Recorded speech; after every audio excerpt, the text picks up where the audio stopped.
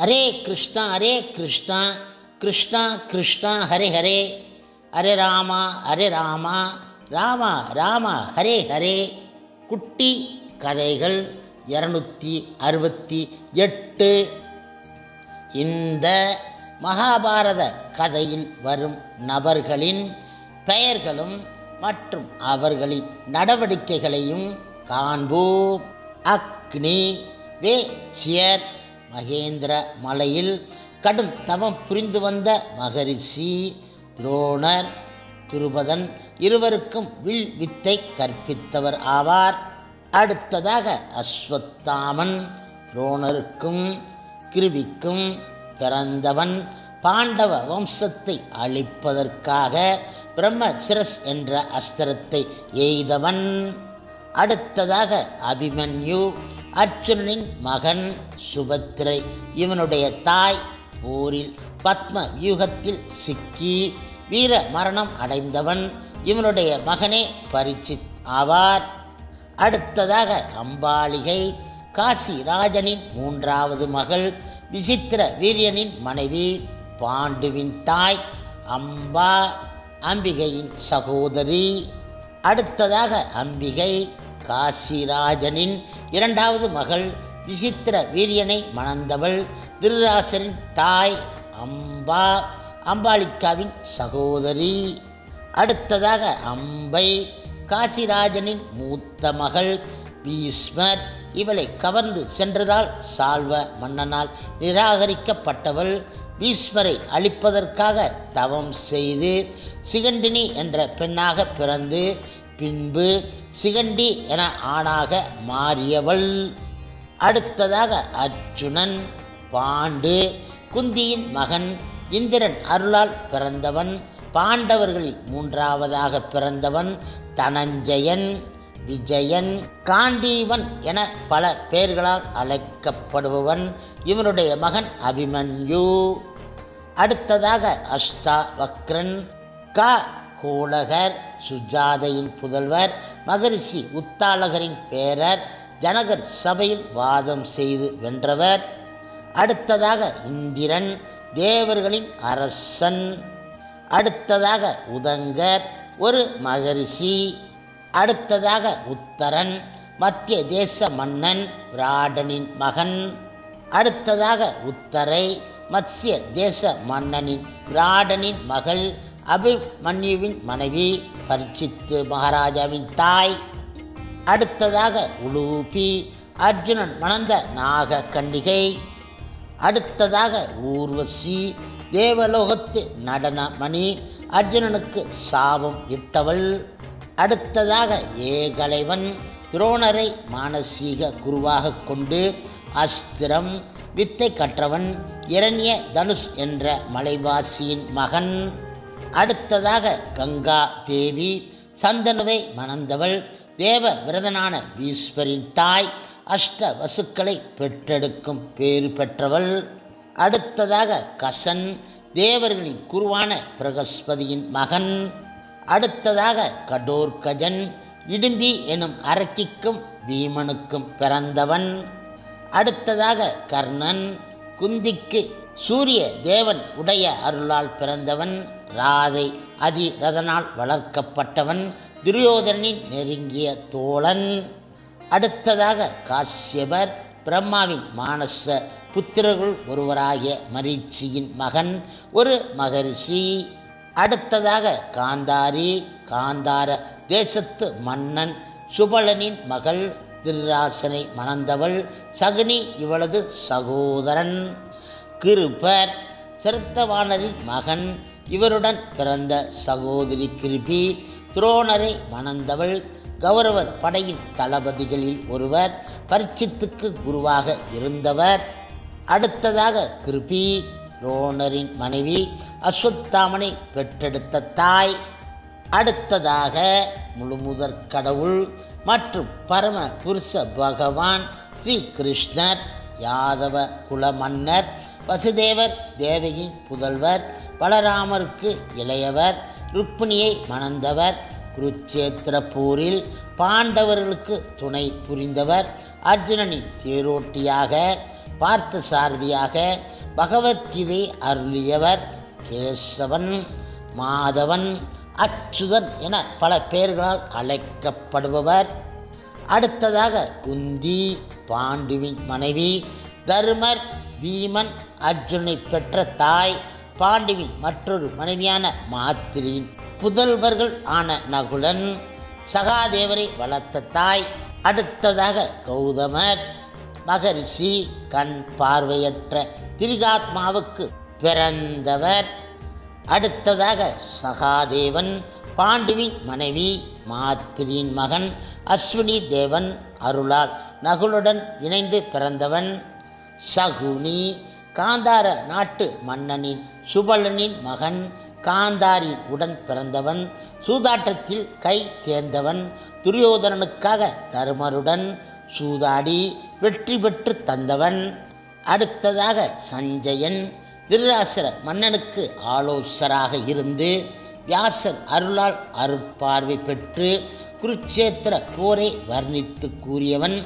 கௌரவர்களுக்காக பாண்டவர்களிடம் தூது சென்றவன். அடுத்ததாக சத்தியவதி, செம்படவ வகுளப் பெண், சந்தனுவை மணந்தவள். சித்திராங்கதன், விசித்திர வீரியனை பெற்றவள்.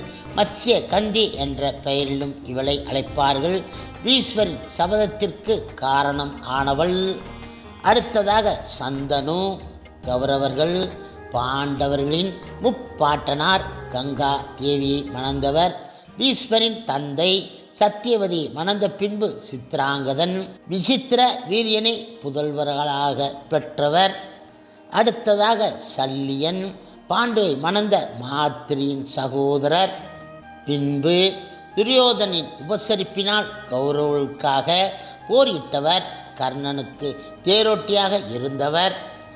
சிகண்டனி, துருபதனுக்கு பெண்ணாக பிறந்து பின்பு ஆணாக சிகண்டியாக மாறியவள். அடுத்ததாக சிசுபாலன், சேதி நாட்டு மன்னன். அடுத்ததாக சித்ராங்கதை, மணிப்பூர் நாட்டின் இளவரசி. அவளுக்கும் அர்ஜுனனுக்கும் பிறந்தவன் பப்ருவாகனன். சிரகாரி, கௌதம மகரிஷியின் புதல்வன்.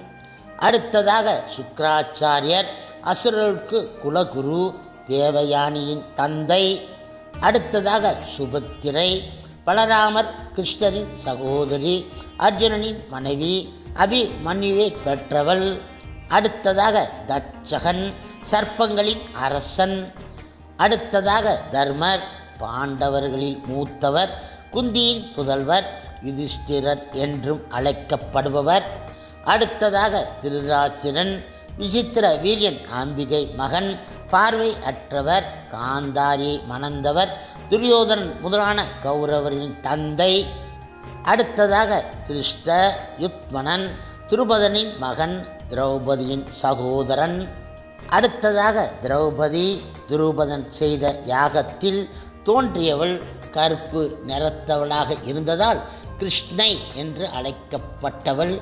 பாண்டவர்கள் ஐவரை மணந்தவள். பாஞ்சாலி என அழைப்பார்கள். அடுத்ததாக துச்சாதனன், திருராசரின் மகன், கௌரவருள் ஒருவன், துரியோதனனுக்கு இளையவன். அடுத்ததாக துரியோதனன், கௌரவரில் மூத்தவன், திருராசனின் பிள்ளைகளில் முதல்வன். அடுத்ததாக துருபதன், பாஞ்சால தேச மன்னன். திரௌபதி, திருஷ்ட யுத்மனன், சிகண்டியின் தந்தை. அடுத்ததாக துரோணர், பரத்வாஜ மகரிஷியின் மகன், கிருபியை மணந்தவர். அஸ்வத்தாமா இவருடைய மகன். கௌரவர்களுக்கும் பாண்டவர்களுக்கும் ஆச்சாரியராக இருந்தவர்.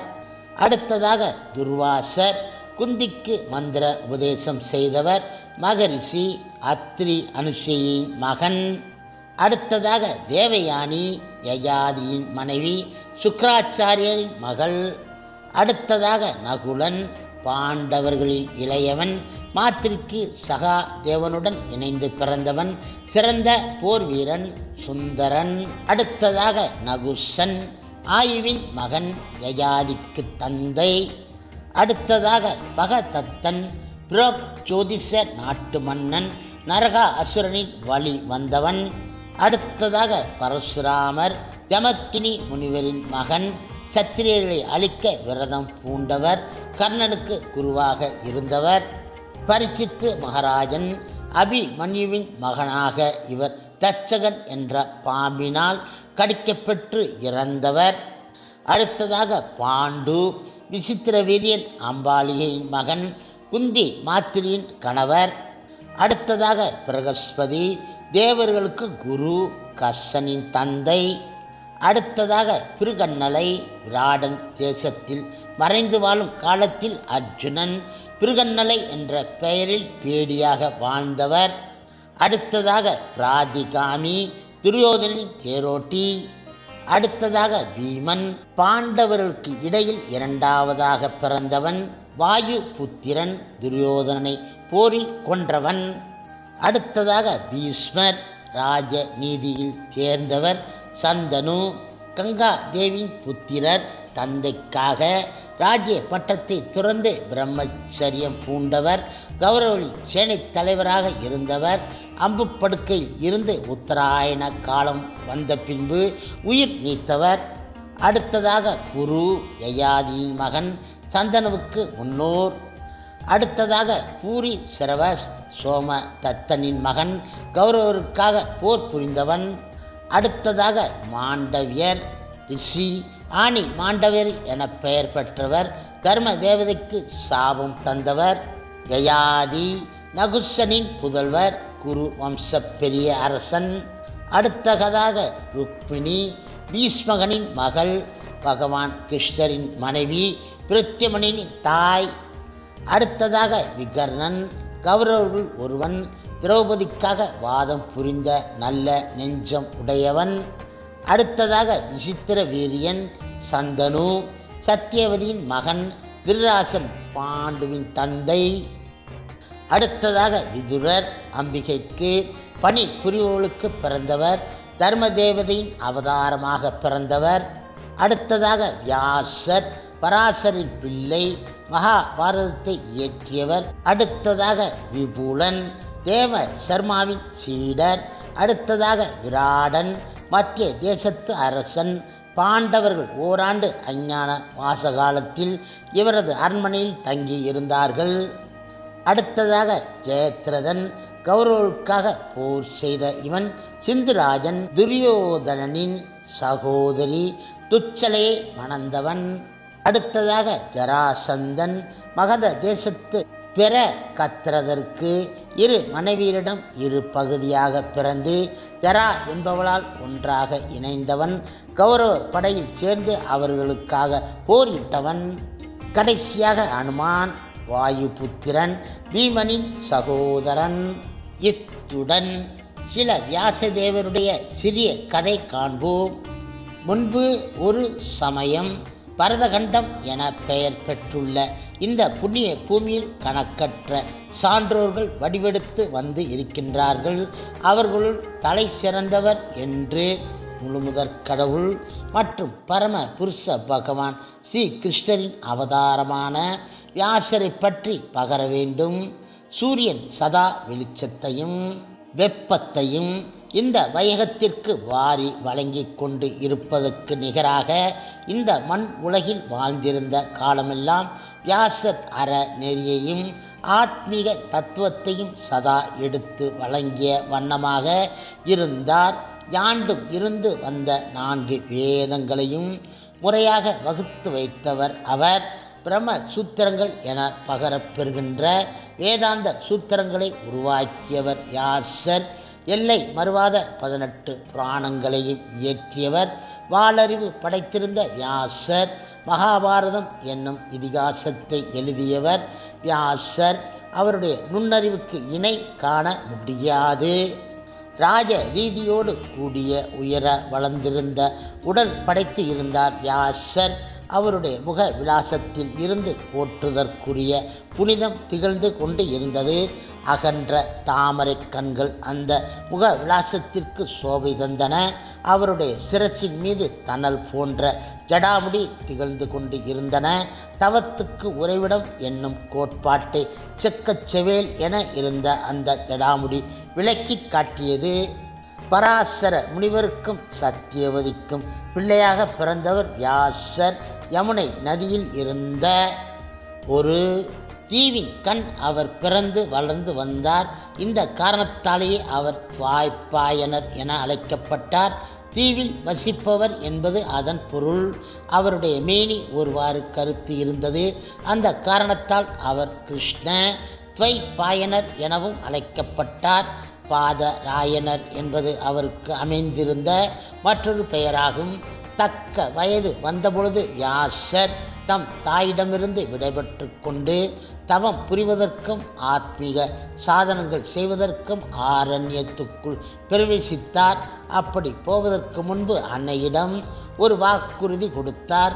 அதாவது தக்க காரணத்தை முன்னிட்டு அவரை அழைத்தால் அவர் தம் தாயின் முன் வந்து தோன்றுவார் என்பது அந்த உறுதிமொழி. உலக வழக்கின்படி வியாசர் ஒரு சத்திரியர் ஆவார். ஆனால் அவருடைய ஆத்ம பரிபாகம் வருணங்கள் அனைத்துக்கும் பன்மடங்கு மேலே அவரை எடுத்து வைத்து இருந்தது. யாண்டும் பாரமார்த்திய பெரு நிலையிலேயே அவருடைய உள்ளம் ஊறியிருந்தது. இந்த உலகிலே மேனி தாங்கியவராக அவர் வாழ்ந்து இருந்தார். எனினும் அந்த வியாசர் இந்த வையகத்துக்கு உரியவர் ஆக மாட்டார். யாண்டும் பரத்தில் திளைத்திருந்தே அவர் பாங்கு ஆகும். முற்றிலுமாக புலன் அடக்கம் பழகுவது தவம் அல்லது தபசு எனப்படுகின்றது. தவத்தின் வாயிலாக சாதாரண மனிதன் நிறை மனிதன் ஆகலாம். வியாச பகவான் பெற்றிருந்த மேன்மைகள் அனைத்தும் அவருடைய தவத்தின் விளைவு ஆகும். சின்னஞ்சிறிய வயதில் இருந்தே அவர் தன்னடக்கம் பழகியவர். வாழ்நாள் முழுவதும் தவம் புரிதலே அவருடைய முக்கியமான செயலாக இருந்தது. தவம் புரிந்து கொண்டு இருந்தபொழுது உலகத்தை பற்றிய ஞாபகம் அவருடைய உள்ளத்தில் இருந்து அறவே மறைந்து போயிற்று. இந்த வையக வாழ்வில் இருந்து மடிந்து போனதற்கு நிகராயிற்று அவருடைய நிலை. பரத்திலே அவர் ஆழ்ந்து மூழ்கி இருந்தார். பர நாட்டத்தில் ஆழ்ந்து ஈடுபட்டு இருந்ததே அது அவர் பெருமகன் ஆனதற்கும் காரணமாக இருந்தது. பரமாத்திய பண்பில் அவர் உச்சநிலை அடைந்து இருந்தார். பல நூட்களை அவர் இயற்றியது அவருடைய வாழ்க்கைக்குரிய இரண்டாந்தர செயல் எனலாம். ஆழ்ந்து தவத்தில் ஈடுபடுகின்றவனுக்கு என்னென்ன காரியங்கள் எல்லாம் சாத்தியம் என்பதற்கு வியாசருடைய வாழ்வு எடுத்துக்காட்டாக இலங்குகிறது. தவத்தால் மனிதன் எதையும் சாதிக்க வல்லவன் ஆகின்றான். இந்த கோட்பாடு உண்மையா இல்லையா என்பதை யார் வேண்டுமானாலும் ஆராய்ச்சி செய்து பார்க்கலாம். மானுட வர்க்கத்தை தேவகணமாக மேல் ஓங்கச் செய்வது சாத்தியம். வியாசருடைய குடும்ப பரம்பரையே இந்த உண்மைக்கு எடுத்துக்காட்டு ஆகின்றது. வியாசருடைய தந்தையாகிய பராசரர் ஆழ்ந்த தவத்தில் ஈடுபட்டு இருந்தார். அதன் பிறகு சந்தான விருத்தியில் அவர் கருத்தை செலுத்தினார். தந்தை புரிந்த தவத்தின் மேன்மையால் வியாச மகரிஷி தந்தையாகிய பராசர மகரிஷிக்கு மிக்கார் ஆனார். வாழையடி வாழையாக வந்த வியாச பகவான் புரிந்த தவமும் மிக மேலானது ஆகும். ஆத்மீக துறையில் தன்னை முற்றிலும் பக்குவப்படுத்தி கொண்ட பிறகே சந்தான விருத்தியில் அவர் கருத்தை செலுத்தினார். அதன் விளைவாக மானுட குலத்திற்கு எடுத்துக்காட்டாக இலங்கிய சுகர் பிறந்தார். சுகரிஷி பிரம்மம் முற்றிலும் பிரம்மமயமே. மானுடன் ஒருவனிடம் தென்படும் குற்றம் எதையும் சுக பிரம்மத்திடம் காண முடியாது. மானுடன் ஒருவன் உண்டு பண்ணும் நிழல் அவன் உடலை சார்ந்து இருப்பது போன்று சுகப்பிரமத்தின் உடல் அவரை சார்ந்து இருந்தது. ஆனால் கனப்பொழுதும் ஏகாத்ம புத்தி என்னும் உடல் உணர்வை அவர் பெற்றவர் கிடையாது. யாண்டும் பிரம்ம போதத்திலே அவர் திளைத்து இருந்தார். அவர் சன்னிதானத்துக்கு வந்த மற்ற மானுடர் ஆண் பெண் வேற்றுமை அனைத்தும் அவர் முன்னிலையில் மறந்து இருந்தார். இதுவே அவர் இடத்து இருந்த தெய்வீக மகிமையாகும். சந்தானத்தை மேன்மைப்படுத்த விரும்புபவர்களுக்கு வியாச பகவானுடைய வாழ்க்கை முறை முன் மாதிரியாக அமைகின்றது. மரம் ஒன்றில் ஆணிவேர் எத்தகைய இடம் பெறுகின்றதோ அத்தகைய இடத்தை மகாபாரதம் என்னும் இதிகாசத்தில் வியாசர் பெறுகின்றார். தயாதிகளாகிய கௌரவர்களுக்கும் பாண்டவர்களுக்கும் இவர் பாட்டனார் ஆகின்றார். பொதுவாக உலக விவகாரங்கள் எதிலும் ஈடுபடாது தம்முடைய பாரமார்த்திக நாட்டத்தில் அவர் ஆழ்ந்திருந்தார். ஆயினும் உலக காரியங்களை அவர் அறவே ஒதுக்கி வைத்தவர் கிடையாது. எங்கெல்லாம் எப்பொழுதெல்லாம் சீரிய பணிவிடை அவசியம் ஆயிற்றோ அப்பொழுதெல்லாம் ஆங்கு அவர் பிரசன்னம் ஆனார். தம்முடைய சந்ததிகளுள் அறநெறி பிறளாதவர் இடத்து தூய மனப்பான்மை படைத்தவர்கள் இடத்தும் அவருடைய ஆதரவு மிக இருந்தது. நல்லவர்கள் எப்பொழுதெல்லாம் வரம்பு கடந்து துயருக்கும் சோதனைக்கும் ஆளானார்களோ அப்பொழுதெல்லாம் தம்முடைய பாரமார்த்திக பெரு நிலையில் இருந்து உலக நிலைக்கு கீழே இறங்கி வந்து வருந்துபவர்களுக்கு ஆறுதல் அளித்து நன்னெறியை உறுதியாக கடைப்பிடிக்கும்படி தூண்டினார். தர்ம மார்க்கமானது எப்பொழுதுமே பிழை போகாது என்னும் கோட்பாட்டில் உறுதி பூண்டு இருக்கும்போது நல்லவர்களுக்கு அவர் உற்சாகம் ஊட்டினார். நன்னெறி நழுவாத நல்லவர்கள் ஏதாவது நெருக்கடியில் தெரியாமல் போய் மாட்டிக்கொள்வார்கள். அந்த நெருக்கடியில் வியாசர் பிரசன்னம் ஆவார். ஓய்வு அடைவதற்கு ஏற்ற உபாயத்தை அவர் எடுத்து இயம்புவார். அப்படி அவர் இயம்பிய முறையே தலை சிறந்ததாகவும் சுலபமானதாகவும் இருந்தன. குற்றம் அற்றவர்கள் சில வேளைகளில் அறியாமல் தீய நெறியில் சென்று அகப்பட்டு கொள்வார்கள். அப்பொழுது இந்த முனிவர் தங்கு தடை இல்லாமல் அவர்கள் முன்னிலையில் தோன்றி அவர்களை நல் வழியில் நடத்துவார். மடமையில் அகப்பட்டு கொண்டவர்கள் தாங்கள் புரிந்த பிழைகளை முன்னிட்டு பெரிதும் வருந்துவார்கள். அப்பொழுது அவர்களை திருத்துவதற்கும் ஆறுதல் கூறுவதற்கும் இந்த புனித புருஷர் முந்துவார். மகாபாரத பெரு நிகழ்ச்சிகளுள் வியாச பகவான் எந்த விதத்திலாவது அகப்பட்டு கொண்டவர் கிடையாது. ஆயினும் தம்முடைய சந்ததியாருக்கு நல் வழி காட்ட வேண்டிய நெருக்கடி ஏற்பட்ட பொழுதெல்லாம் தவறாமல் அவர் ஆங்கு தோன்றி அவர்களுக்கு தேவையாக இருந்த நல் வழியை காட்டி அருளினார். அவர் உலக பந்தம் பாசங்களில் உழன்றவர் கிடையாது. ஆயினும் உலக நலனை அவர் உதாசீனமாக ஒதுக்கியவரும் கிடையாது. ஹரே கிருஷ்ணா ஹரே கிருஷ்ணா கிருஷ்ணா கிருஷ்ணா ஹரே ஹரே ஹரே ராமா ராமா ராமா ஹரே ஹரே. சில பிரபுபாதரின் சேவையில் இஸ்கான் பக்தர்கள்.